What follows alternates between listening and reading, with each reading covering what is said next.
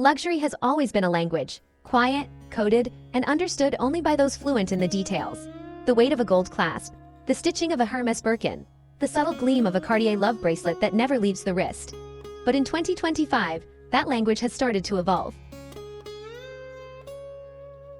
The whispers no longer come just from Fifth Avenue or Rue Saint-Honoré.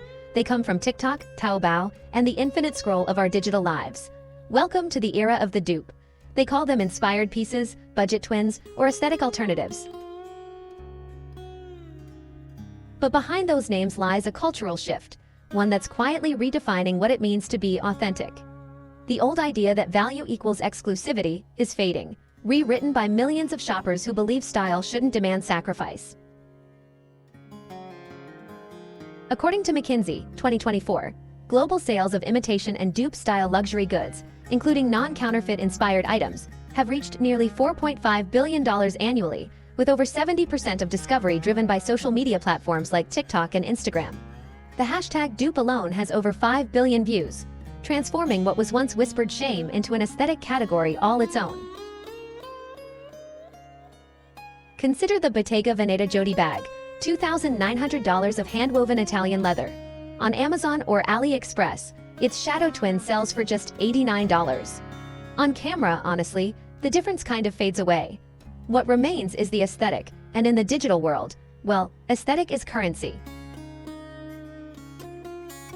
It's tempting to call dupes deceitful fakes trying to infiltrate high fashion. But that's not the story anymore.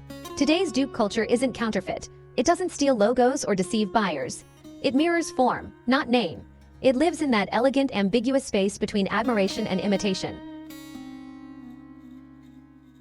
Luxury houses have noticed.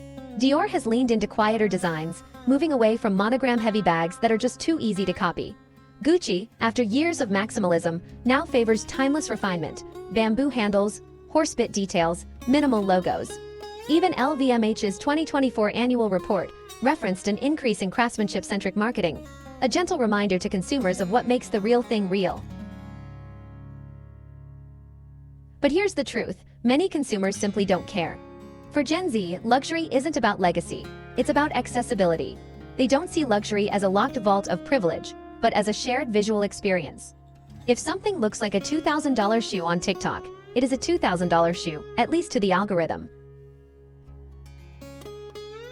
According to Vogue Business, 2024, over 63% of Gen Z shoppers openly purchase dupes for aesthetic reasons, not deception. And the irony is that luxury brands, once built on exclusivity, now rely on visibility to survive. Every influencer holding a Chanel flat bag fuels both desire and opportunity for the original and its imitation. Dupes, in that sense, don't just compete with luxury, they sustain it. There's a rhythm here, a strange symbiotic one. Luxury brands create the dream. Dupes make it reachable. One can't exist without the other, yet the old world of luxury still guards its mysteries. Hermes, for example, refuses to sell Birkins online. There are no influencer drops, no discount seasons.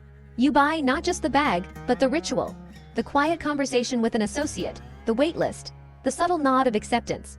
Scarcity isn't a limitation, it's the art. Still, even Hermes can't ignore the algorithm forever. The brand's 2024 H24 fragrance campaign used clean visuals, minimal text, and an online-first approach. Proof that even the most guarded names are, learning to whisper into digital spaces. Dupes blur more than visual lines. They blur philosophical ones. What is authenticity when both the original and the imitation might come from the same region, even the same factory? What is craftsmanship when machines can replicate precision? And when luxury's texture, silhouette, and tone can be cloned in pixels and plastic, well, what does that even mean anymore? Maybe the answer isn't in ownership, but perception. Luxury has always been theater. The ritual of unboxing, the scent of leather, the hush of a boutique where even silence feels curated. When you buy Louis Vuitton, you're not just buying a bag, you're buying narrative. You're buying the idea that you belong to a story that began before you. Dupes can copy the design, but they can't copy the emotion, that invisible residue of heritage.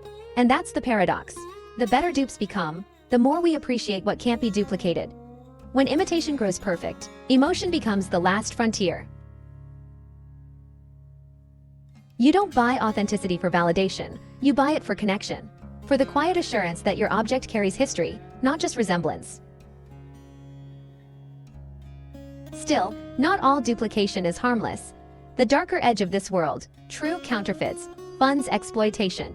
Europol, 2024, reports that counterfeit luxury goods remain a significant source of revenue for organized crime, often tied to unethical labor and environmental harm. But most of today's dupes are, actually legal, designed to resemble, not deceive. And in that space, something fascinating is happening. Design itself is adapting. The minimalist movement led by brands like The Row, Loewe, and Celine has made replication easier. Clean lines are timeless, but honestly, they're also universal.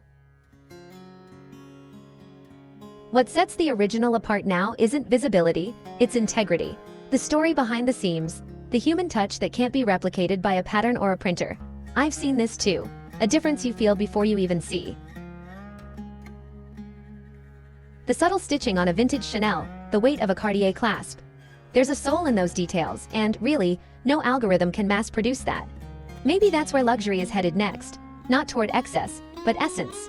The tactile intimacy of craftsmanship. The emotional gravity of the human hand. Because the more technology perfects imitation, the more we crave imperfection. The small, beautiful signs of life that remind us something was made, not manufactured. The dupe economy doesn't destroy luxury. Actually, it refines it. It kind of forces brands to rediscover meaning, to move beyond just logos or price tags, and into something a bit more intimate. It challenges luxury to become, personal again. For this generation, authenticity isn't really about cost, it's about connection. Luxury used to mean having what others simply couldn't. Now it means having what feels uniquely yours. Whether that's a vintage Chanel 255 or a handcrafted dupe from Etsy that just fits your aesthetic, the value lies not in imitation, but in identity. We're living in a world where, honestly, the fake can feel realer than the real. Not through deceit, but through design. Just as mythology once blurred gods and mortals, today's fashion blurs authentic and aesthetic. What emerges isn't fraud, it's fusion. A new form of luxury that lives somewhere between truth and reflection. So maybe the question isn't what's real anymore. Maybe it's what feels true? Because luxury was never just about ownership. It was about emotion, the thrill, the intimacy, the story. Whether that story starts with a Birkin, a Bottega dupe, or a viral TikTok find, it's all about the same pursuit: beauty that feels like truth. The phantom of luxury doesn't haunt with lies. It lingers with reflection, a shimmer between authenticity and aspiration. And maybe, in the end, the truest luxury isn't rarity, it's choice. If this made you rethink what luxury really means, hit like, subscribe, and share this video with someone who swears they can spot the difference. Because sometimes, the line between real and fake isn't where we think it is.